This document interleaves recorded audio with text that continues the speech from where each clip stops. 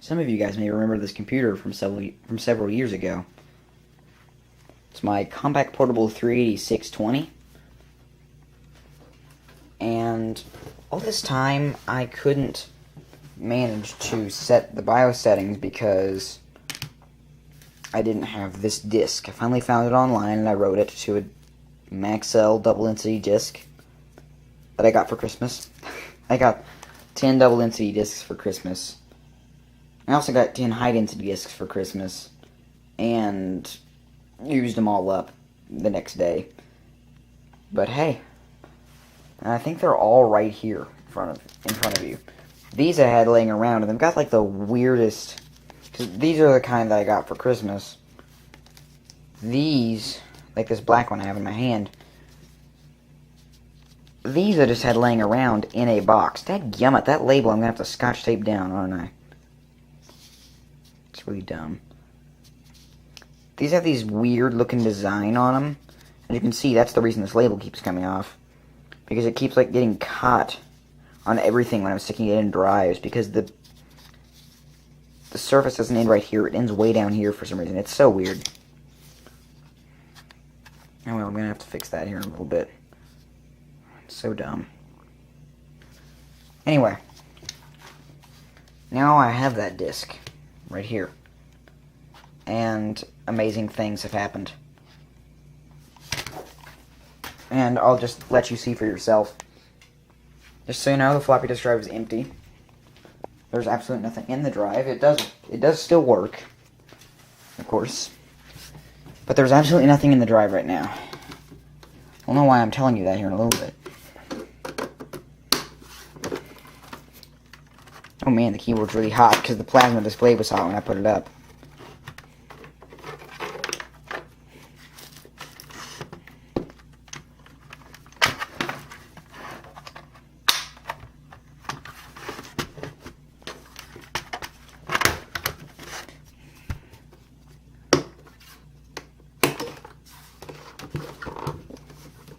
There we go. This is the system fully set up. You can see it's very portable. I didn't have to go reaching behind or anything. I just was able to sit down on the table and start using it.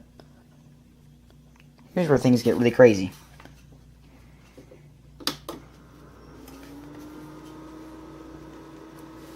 Oh, there's a wild refresh rate issue on these old plasma screens. You see that? That's awesome looking. It's about 3 megabytes of RAM.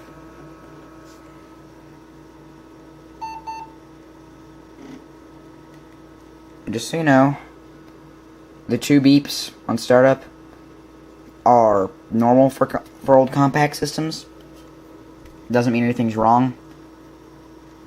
The diagnostic disc did successfully set the settings. It didn't give me any error messages on startup. But notice, it started PC-DOS 7.0 right off of the hard drive. I don't even know what was in there. I did not know it was in there. It had Minix on it. Minix 2.0.2. So, that was interesting. It is a 40 megabyte Connor Peripherals hard drive. Had another Connor Peripherals IDE hard drive for a desktop computer that failed inexplicably. Like, it just quit working entirely. I finally plugged it into one computer that could read it, but it wasn't working very well, and it was for some reason registering as a, I think it said it was a 6.5 terabyte disk. 6.5 terabyte disks don't even exist, and from the mid-90s, I don't think so. It don't even make sense. But yeah, it's completely working. PC-DOS 7. Now let's go ahead and open the IBM Professional Editor for the heck of it. Just type in E. Hit enter.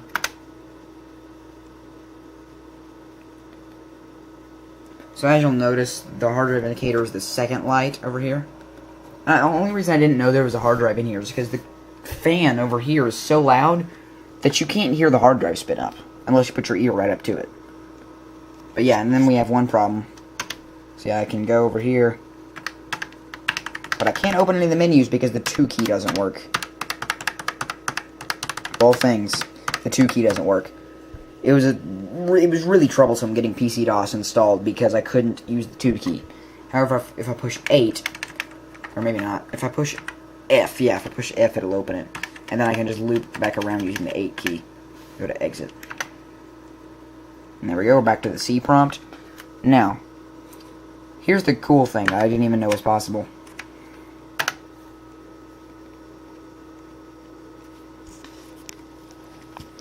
Microsoft Windows 3.0 running on a Compaq Portable 386.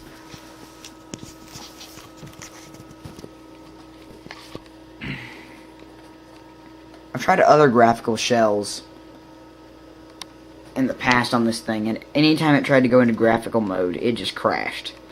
But the Windows 3.0 setup actually knew what its display adapter was, and so it works great. But multitasking is just a nightmare. Like, you shouldn't even try to do it on this thing. I'm not sure if it's running in protected mode, or if it's just running in real mode, but that is something we could test using our diagnostic disk. We can access some of the diagnostic utilities from DOS, but it's really best if you want to use the system setup. Won't run from PC DOS for some reason. I think we can access some of them anyway. I've only tried opening the setup, and it told me that it couldn't open it. So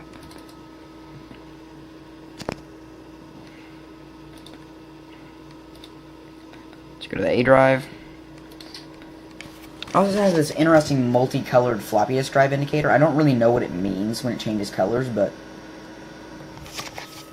I don't know. It's very interesting. It also has one right here. The indicator labeled 1 is the floppy disk drive indicator. Okay, so here we are. Let's double-click inspect.exe. You can barely even hear the floppy disk drive. It's ridiculous. There we go. It should be loading it up.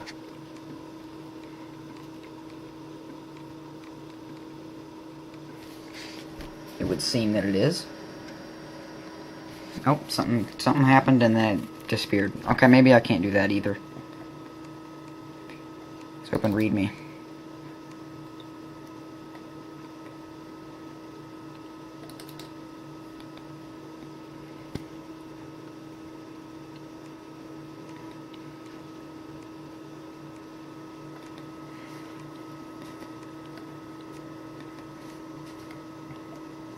This diskette is intended for configuring and testing ISA machines, which, let's maximize that, which have at least 256 KB of memory. Below is a list of version 8.00 based diagnostic diskettes.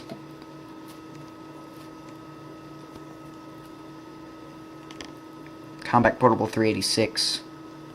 Or that's 286. Compaq Portable 1. Those things are really cool, frankly. But I don't own one. I've just seen videos of them. The Compaq Desk Pro, the Compaq Desk Pro 286, the Compaq Portable 286, the Compaq Portable 2, the Compaq Portable 3, Compaq Portable 386, and the list goes on, apparently. Anyway, I'm not seeing anything too useful in this README file, but, you know. Okay. This is turning into one of those long, rambly videos that I've made a lot of in the past that really aren't very interesting, so let's get down to business. Let's go ahead and close the file manager.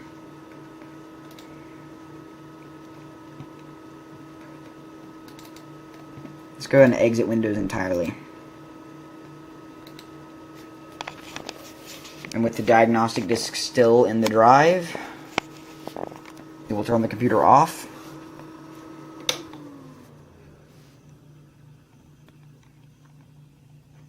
And we'll turn the computer back on.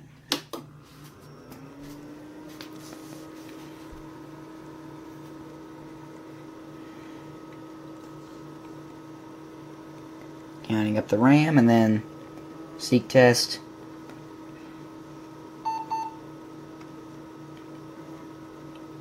Then it should go ahead and load up the diagnostic disk, so I can show you the BIOS setup utility.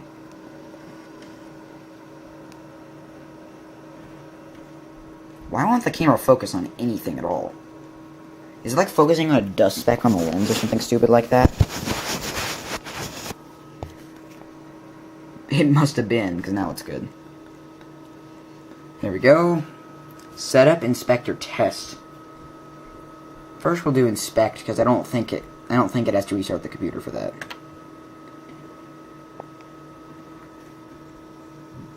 Loading program, please wait.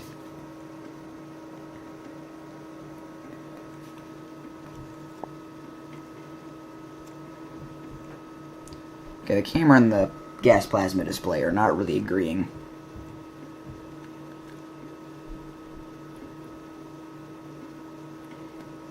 Takes forever to load any of the utilities. Compaq Inspect version 8.00. And you can give it a little bit and it should start right up.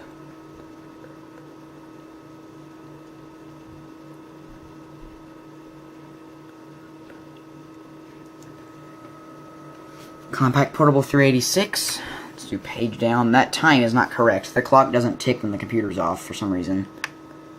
Same problem with my Pentium 1. My Pentium 1, I replaced the battery and it was okay, but I don't know how to get to the battery in this one. Machine ID from configuration memory 33. Processor 386 at 20 MHz. Math coprocessor is not installed. CPU mode, real mode. Much more information here. 24K baud. It's only a 24K modem. Wow. And I have no way of using it, so... Wait, no, it's not 24K. It's 2.5K. Oh, wow.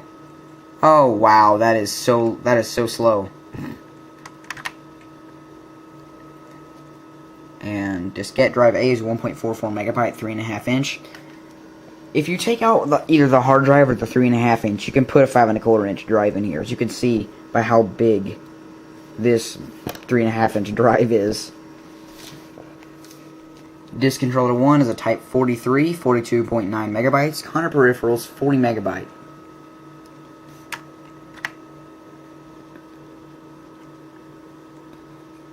Primary monitor attached to Compaq dual mode display controller.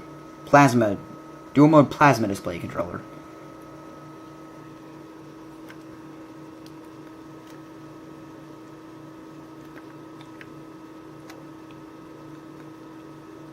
Yep. Operating system is Compaq Diagnostics operating system. Yeah, I think if you ran this from a supported version of DOS, it would tell you what version of DOS you were running right there, so... I don't know, though. Memory allocation, command.com. Cool story, bro.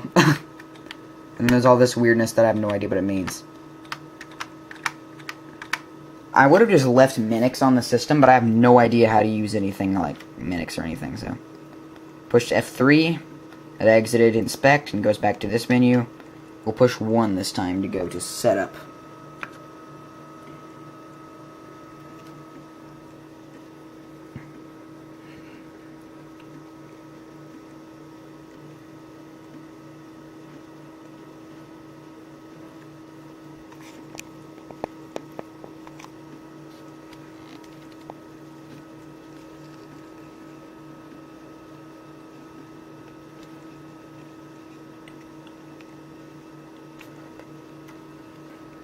Compaq Setup Utility, version 8.00.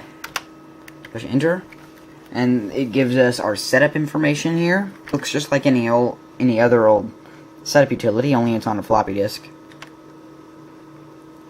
Also notice that there's like a key tone when I push keys. But that's only in these setup utilities. It's not in the main operating system. If I want to change the configuration, I push F4. It opens this menu right here, and I can go through and say, I want to change the video adapter settings.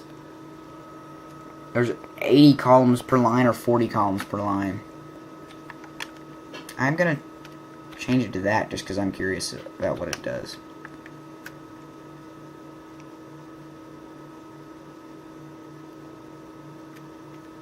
Well, it doesn't look like it'll actually let me change it because it knows it's not what it's supposed to be. Okay, whatever. And then exit setup.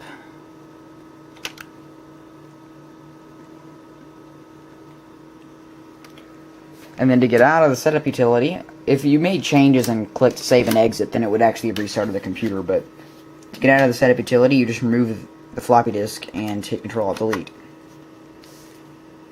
And then it'll take us right back into PC-DOS.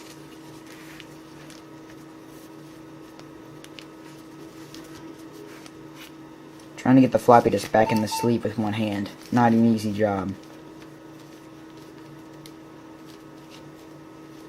See that hard drive indicator going over there.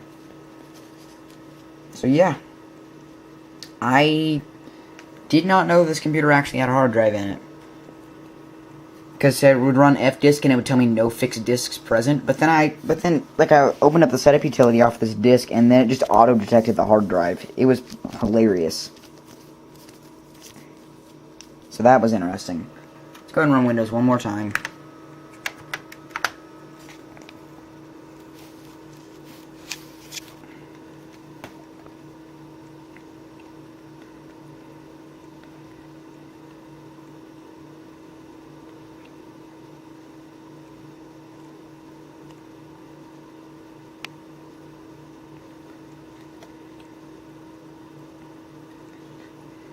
I would imagine this system could run FreeDOS if I wanted it to. And FreeDOS is an amazing version of DOS, but...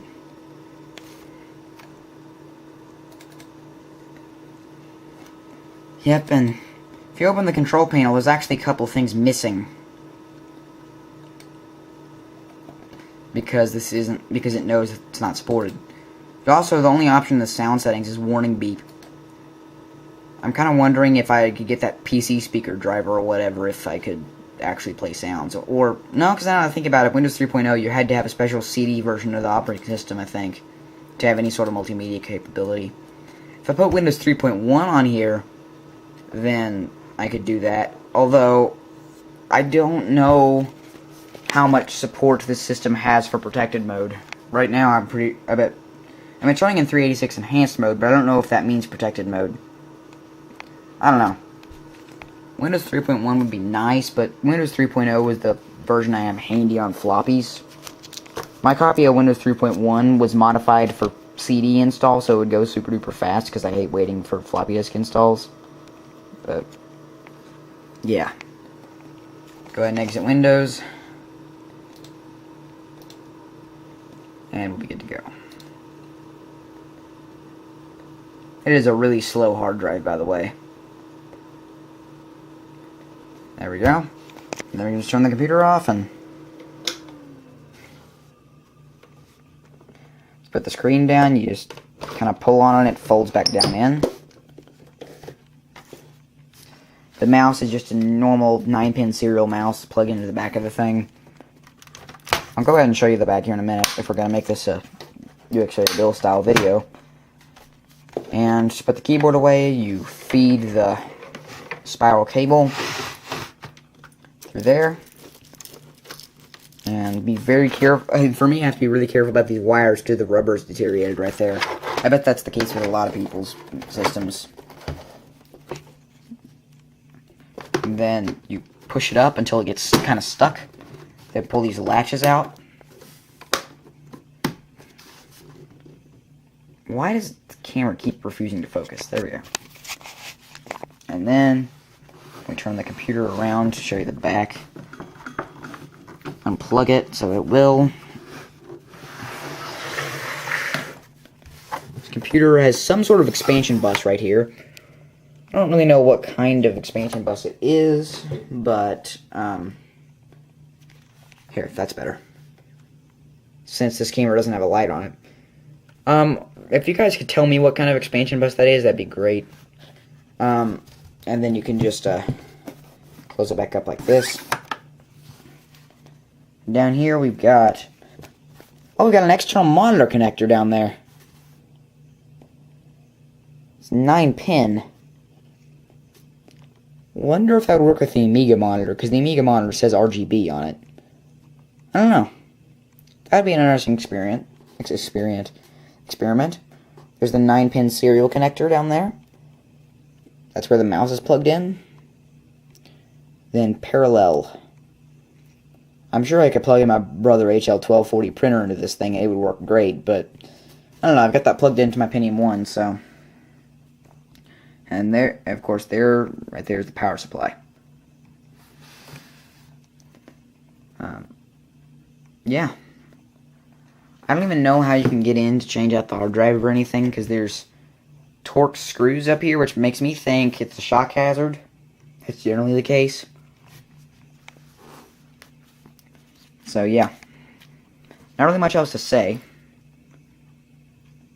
There's the serial port right there. Just do that. There we go. Yeah. Well, as always, thanks for watching, and I will see you next time.